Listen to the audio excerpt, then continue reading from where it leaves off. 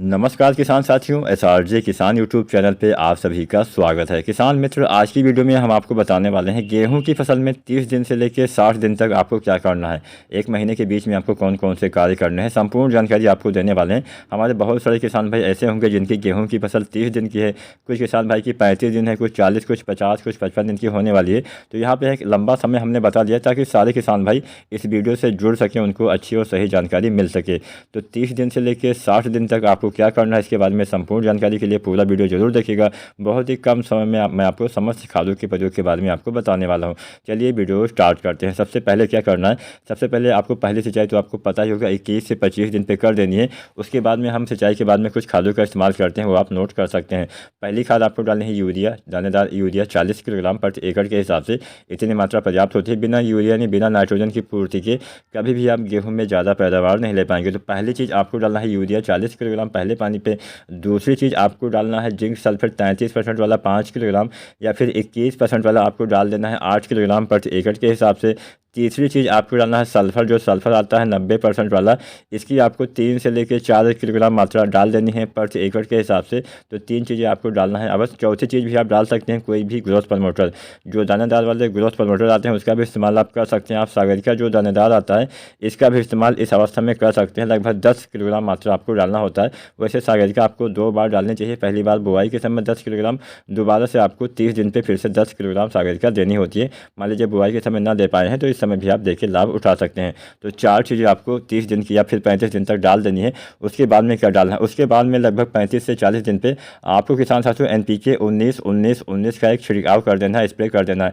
मान लीजिए आपने एक सारी खादें 25 दिन पे ही डाल दी, मतलब अगर आपने 21 या 22 दिन पे ही सिंचाई कर दी तो आप 25-26 दिन तक ये जो हमने खादें बताई हैं 4, यूरिया इसके साथ में सल्फर, जिंक और सागर का, अगर आप ये 25-26 दिन पर डाल देते हैं तो ये जो NPK हम बताने वाले हैं 19-19-19 इसका इस्तेमाल आप 30 दिन पर भी कर सकते हैं। मतलब 4-5 दिन का अंतर जरूर रखिएगा, मतलब एक सप्ताह 4-5 दिन का अंतर रखिएगा।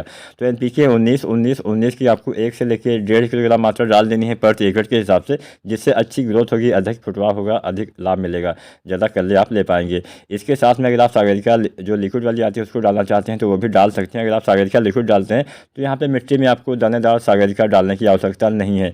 तो सागर का लिक्विड की यहाँ पर आपको 300 से 400 ml मात्रा, और साथ में आपको NPK जो आता है 19-19-19 या फिर NPK 20-20-20 लगभग 1 से लेकर 1.5 किलोग्राम आपको 30 से 35 दिन की अवस्था में डाल देना है। अच्छा लाभ मिलने वाला है। तो ये तो हमने जान लिया 30 से 35 दिन पे क्या डालना है। उसके बाद में 45 दिन के जब आपकी फसल हो जाए तो आप गेहूं में दूसरी सिंचाई कर दें, या फिर अपनी आवश्यकता अनुसार समय जो है कम ज़्यादा भी कर सकते हैं। आमतौर पर 45 दिन 40 दिन तक जब हमारी फसलें हो जाती है तो हम दूसरी सिंचाई कर देते हैं। तो दूसरी सिंचाई पर आपको कुछ खादें डालनी है, मतलब 45 से 50 दिन पर आपको डालना है फिर से यूरिया 40 किलोग्राम प्रति एकड़ के हिसाब से। 40 kg यूरिया आपको डालनी है, और साथ में आपको पोटाश डालना है। पोटाश की दूसरी मात्रा आपको डालनी होती है। वैसे पोटाश 2 बार आपको डालना है। पहली बार बुआई के समय 20 से 25 किलोग्राम, या फिर मान लीजिए बुआई के समय आप पोटाश नहीं डाल पाए हैं तो पहले पानी पे भी आप पोटाश डाल सकते हैं, लगभग 20 से 25 किलोग्राम। इसके साथ में जब आप दूसरा पानी लगाते हैं यानी 45 से 50 या फिर 55 दिन पे, तब आपको फिर से पोटाश डाल देना है 45, 50 या 55 दिन पे लगभग 20 किलोग्राम प्रति एकड़ के हिसाब से। तो 2 खादें आपको 45 से 55 दिन के बीच में डाल देनी है। पहली डालनी है पोटाश आपको लगभग 20 किलोग्राम, दूसरी आपको डालनी है यूरिया लगभग 40 किलोग्राम। यूरिया और पोटाश एक साथ मिला के डाल सकते हैं, बस बहुत लंबे समय तक मिला के आपको नहीं रखना होता है। इसके बाद में हम आ जाते हैं गबोड़ अवस्था में, जब बालियाँ निकलने वाली होती हैं।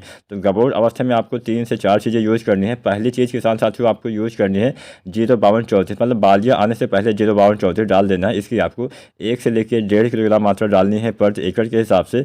दूसरी चीज़ यहाँ पे आपको डाल देना है बोरोन, जो बोरोन आता है 20% वाला, इसकी यहाँ पे आपको 100 ग्राम मात्रा डाल देनी है प्रति एकड़ के हिसाब से। इतनी मात्रा 1 एकड़ खेत के लिए पर्याप्त रहेगी। बोरोन डालने से पॉलिनेशन अच्छे से होता है, परागण प्रक्रिया अच्छे से हो पाती है।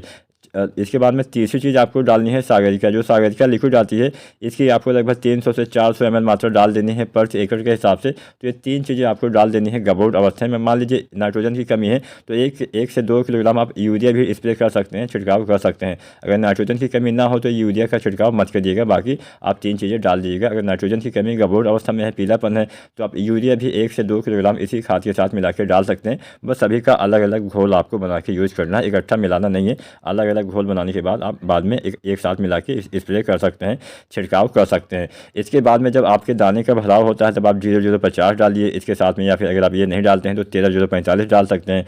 तो उम्मीद करते हैं अगर आप इसका इस्तेमाल करते हैं तो अच्छे से दाने का भराव हो पाएगा। तो यहाँ पे हमने लगभग 30 दिन से लेकर जब तक आपकी गेहूं की कटाई हो जाती है तब तक की हमने समस्त खादें आपको बता दी। फिर भी अगर आपका कोई भी सवाल या सुझाव हो तो नीचे कमेंट अवश्य करिएगा। अगर आप कोई भी NPK डालते हैं तो 1 से 1.5 किलोग्राम NPK डालना होता है प्रति एकड़ के हिसाब से।